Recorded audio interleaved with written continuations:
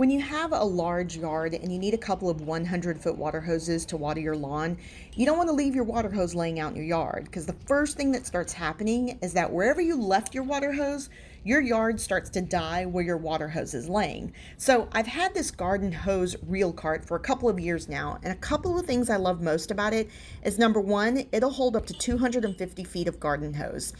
Two, it'll easily roll up that hose and I don't have to fight with it trying to hang it on a wall. Three, I don't have to leave my hose laying on the ground waiting for it to get run over by a lawnmower or killing my grass. Four, I can also unhook this from my front faucet and roll the cart to the back of the property and hook her up. Five, the wheels on this cart are solid. They will never go flat, and I never have to worry about airing them up again.